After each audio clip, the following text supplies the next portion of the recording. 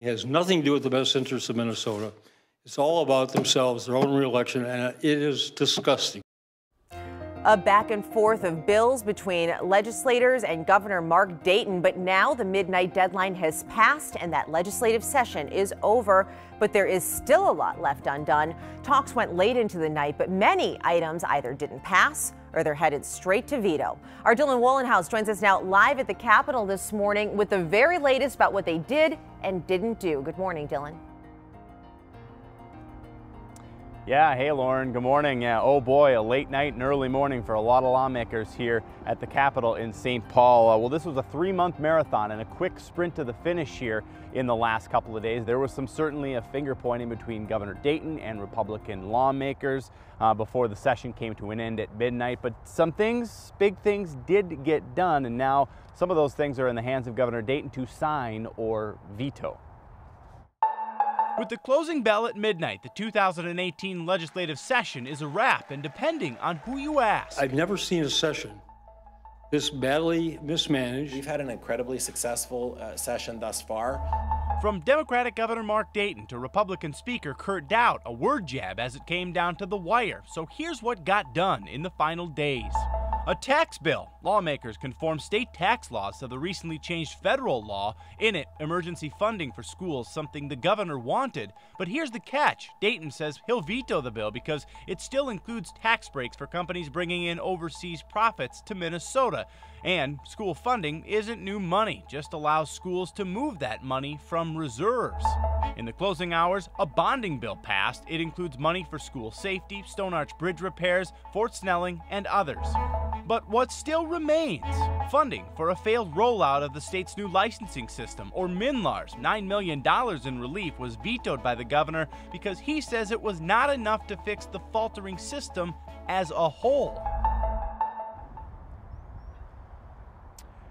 All right, so that money for the MNLARS system was for reimbursement funds for some of the local offices for overtime costs and some of the other costs associated with just this wholly problematic rollout of the new Minnesota licensing system. And some of those offices closed down, by the way. The tax bill that is now on the governor's table here, he said he would veto it, so that really remains to be seen if, in fact, he's going to follow through with that promise here moving forward. All right, Dylan, thank you so much. We'll be following it throughout the day. I appreciate it. And for more on what passed and what was dropped, head to our website at KARE11.com. Chris? In news headlines, a 12-year-old boy was shot in the leg over the weekend, and Minneapolis police are still looking for a suspect. The boy's family says he was walking outside of his home along Irving Avenue North when it happened. He is expected to be okay. To the Capitol now, the Justice Department is looking into whether the FBI's probe into President Trump's campaign was politically motivated. This comes after a series of fierce tweets from the president himself. He wants to know if anyone within the Obama administration requested what he calls a witch hunt for ties between his election and Russian intelligence.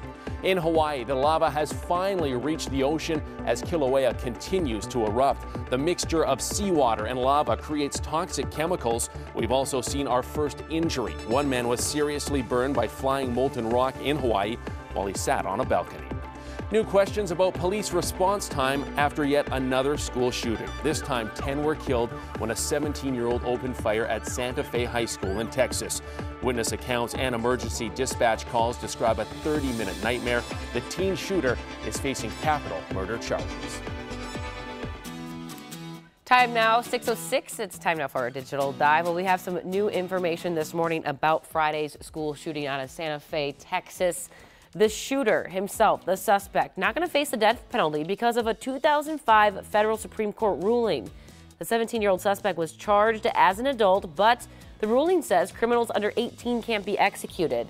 He also could be up for parole after 40 years because of another ruling about juveniles not spending life in prison. Now, the court ruling says kids 17 and under don't have cognitive development to appreciate right from wrong. However, a lot of people not agreeing with that. Nina says that makes absolute zero sense. Leah also chiming in this morning saying he's too young for the death penalty, at least give him life without parole. So we're kind of getting both sides of the aisle here. We want to know what you think about this. Head over to the KARE 11 Facebook page and join the conversation. Right now we're going to head over to Sven for the one thing you need to know about today's forecast. Hey, Sven. Hi, yeah, the clouds are back today after sunshine yesterday and maybe a few light showers. Most of that rain, though, staying to the west where it is raining west of the Twin Cities this morning. Temperatures staying cool today, too.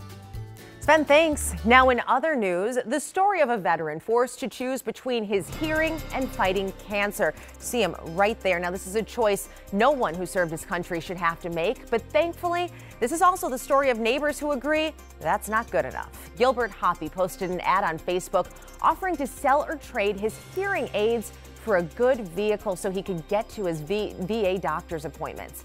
Now the post breaks my heart, broke a lot of other people's hearts too, but some people took it as a chance to mock an elderly man who's down on his luck. Pretty sick there.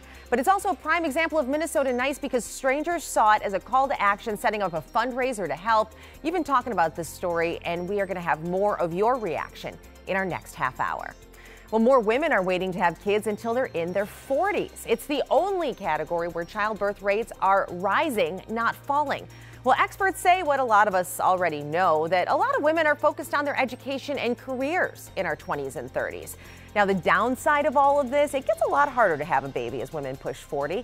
The good news, the outcomes for the children are actually really good. And the best news of all, women are making choices that work for them, whether it's to be a young mom in her 20s or a mom with a few extra years under her belt.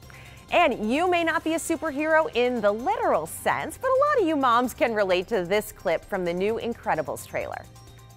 Hey Mom, I can't find my high tops and Dad can't find them either. But he won't call you and ask, so Wyatt. Do not call your mother! Dash, honey, can't talk right now, but look under your bed, okay? Yep, she may be saving the world, but she still has time to find some lost shoes remotely. Maybe it's kind of like that in your home, too. And they released that trailer for Mother's Day, even though the movie doesn't open until June. So just kind of an ode to moms who always seem to be able to solve those little problems. Juggle everything. That's what mothers a do. movie I am looking forward to. If you haven't seen Incredibles 1, Get on it. I'm hoping. You haven't seen it? No. Lauren. How dare I you? guess I'm missing It's out. so good. It's so good. So watch it, then go see the sequel. There's All a right. recommendation from Alicia. Sounds good. Well, the Minnesota Lynx kicked off their season last night. Yeah, it was a bit of a frustrating one. The Sparks leading late in the game. Lindsay Whalen gets the bucket and the foul. She would hit a pair of free throws to put the Lynx in front. Final seconds for LA, though, a buzzer beater. And the Sparks stunned the Lynx 77-76 in the season opener. Tough way to start, losing on a buzzer beater like that. It's okay, we'll get them when it counts in the playoffs, That's right? right. A long season. It's just beginning. Yeah. Well, lots to come here on Sunrise. We're talking about the big travel plans coming up this weekend. Yeah, and we're also getting on board the C-SPAN bus, how they're helping people across America get involved in the lawmaking process and the best ways to make change in your country. And it was a royal affair with millions of Americans getting a front row seat watching Prince Harry and Meghan Markle get married on live television. We're going to talk about our favorite moments coming up.